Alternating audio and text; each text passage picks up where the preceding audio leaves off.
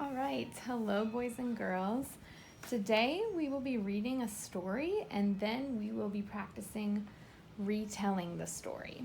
So the story for today is The Three Little Wolves and the Big Bad Pig. So I want you to just look at the cover, think about what you notice. All right, and this right here is our title page. The title is The Three Little Wolves and the Big Bad Pig.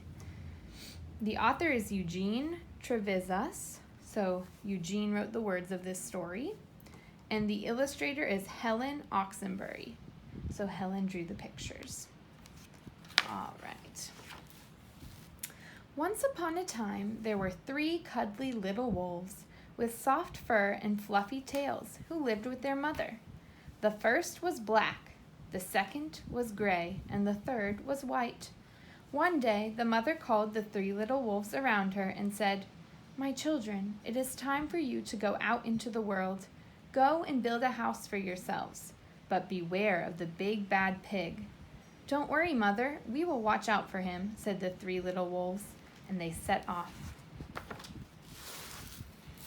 Soon, they met a kangaroo who was pushing a wheelbarrow full of red and yellow bricks. "Please, will you give us some of your bricks?" asked the three little wolves. "Certainly," said the kangaroo, and she gave them lots of red and yellow bricks. So the three little wolves built themselves a house of bricks. Here they are building their house. The very next day, the big bad pig came prowling down the road and saw the house of bricks that the little wolves had built. The three little wolves were playing croquet in the garden. When they saw the big bad pig coming, they ran inside the house and locked the door.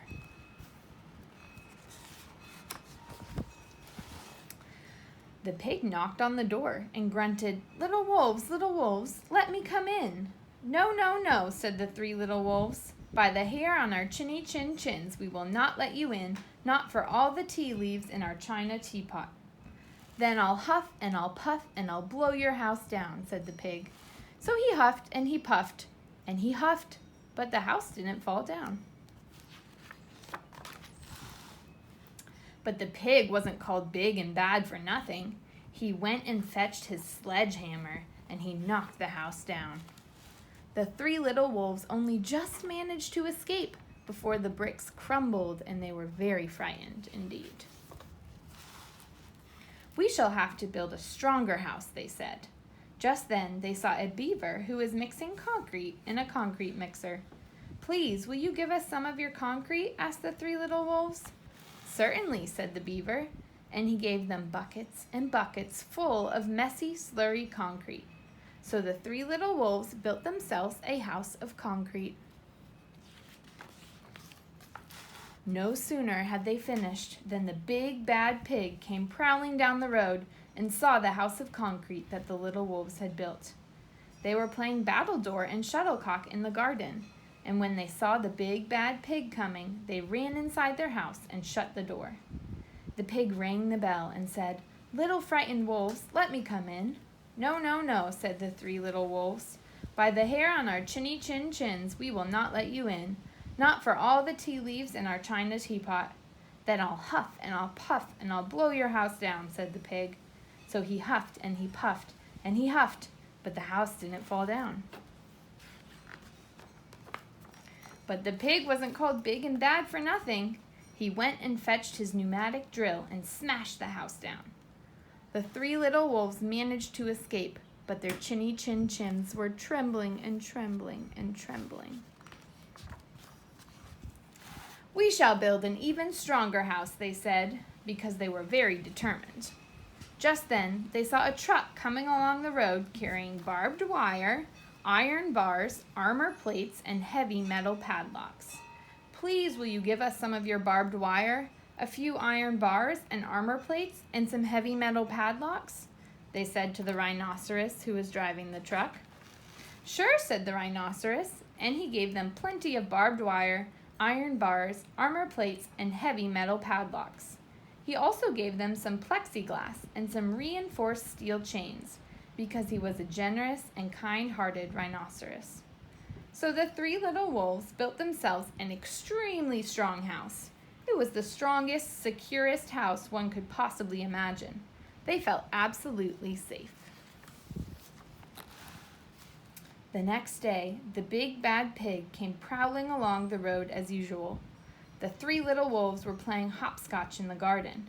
When they saw the big bad pig coming, they ran inside their house, bolted the door, and locked all the 37 padlocks. The pig dialed the video entrance phone and said, "Little frightened wolves with the trembling chins, let me come in." "No, no, no," said the little wolves. "By the hair on our chinny chin chins, we will not let you in. Not for all the tea leaves in our china teapot."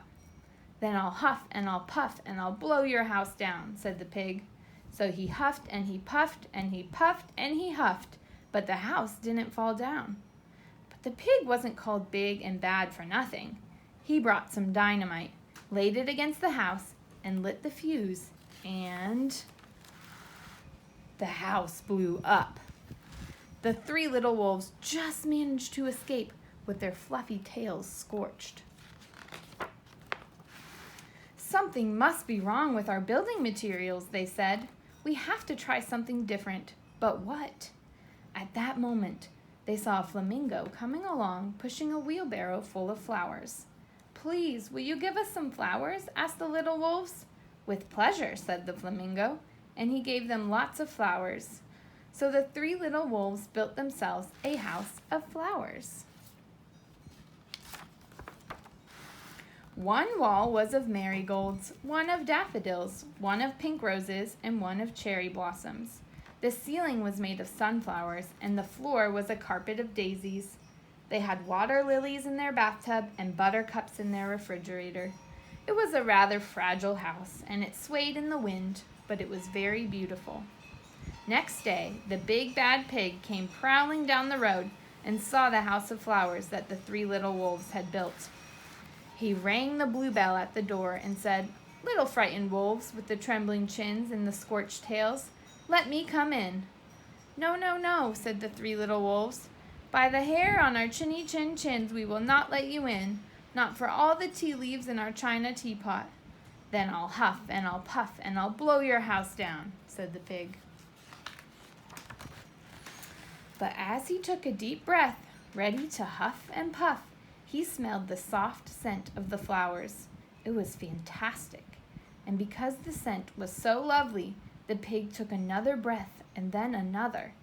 Instead of huffing and puffing, he began to sniff. He sniffed deeper and deeper until he was quite filled with the fragrant scent. His heart grew tender, and he realized how horrible he had been. Right then, he decided to become a big, good pig. He started to sing and dance the tarantella. At first, the three little wolves were a bit worried. It might be a trick, but soon they realized that the pig had truly changed. So they came running out of the house. They started playing games with him. First they played Pig Pog, and then Piggy in the middle, and when they were all tired, they invited him into the house. They offered him tea and strawberries and wolfberries and asked him to stay with them as long as he wanted. The pig accepted, and they all lived happily together ever after. The end. All right, I hope you enjoyed that story. It's kind of a silly one. It's like the opposite of the three little pigs and the big bad wolf. So now we are going to practice our retelling skills. So I hope you are listening closely to the story so you can answer these questions. So the first question, I want you to think about who the characters, I wrote here, number 1, characters. Think about who the characters in this story were.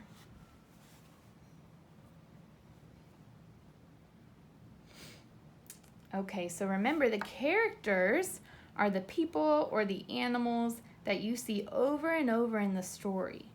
So the characters in this story are the three little wolves and the pig.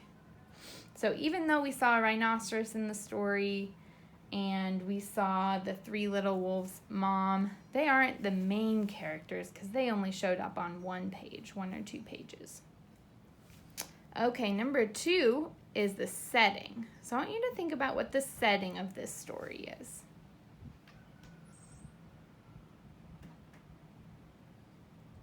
Okay, so the setting for this story is kind of all over. It kind of took place in lots of different places outside and the different places where the wolves built their houses. Okay, number 3, I want you to think about what happened in the beginning of our story.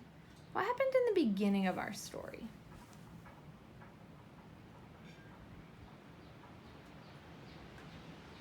So in the beginning of the story, the 3 little wolves were with their mom, and she was telling them that it was time for them to go and build their own house. But she warned them to be careful of the big bad pig. So in the beginning of the story, you see the wolves with their mom, and then they set off to build a house. Okay, now I want you to think, what happened in the middle of this story? We talked about the beginning. What happened in the middle?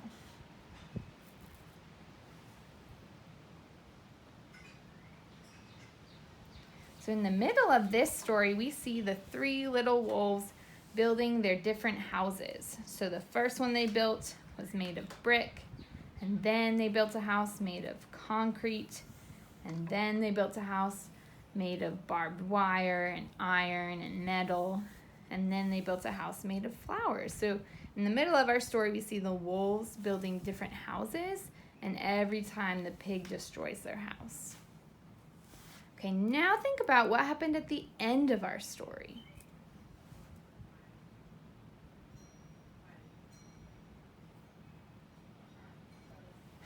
So at the end of our story, we see that the pig does not destroy the flower house.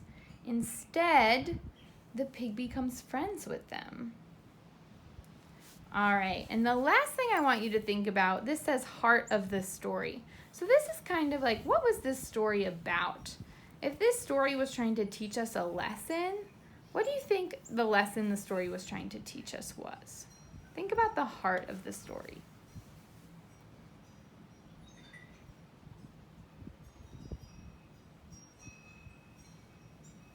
So I think the heart of this story was when the big bad pig decided to become the big good pig.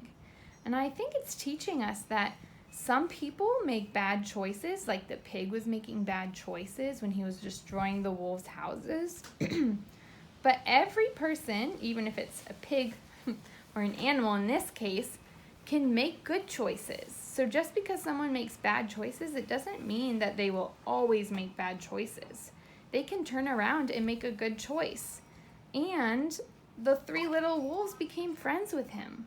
So even if someone's making bad choices, it doesn't mean that we stop being their friend.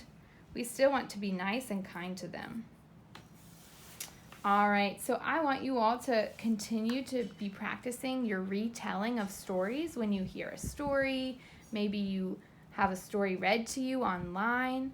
I want you to try retelling the story to make sure you really understood it. So remember to be thinking about the characters, the setting, what happened at the beginning of the story, what happened at the middle of the story, what happened at the end of the story, and what was the story trying to teach you? What was it mostly about? All right, I hope you all enjoyed this.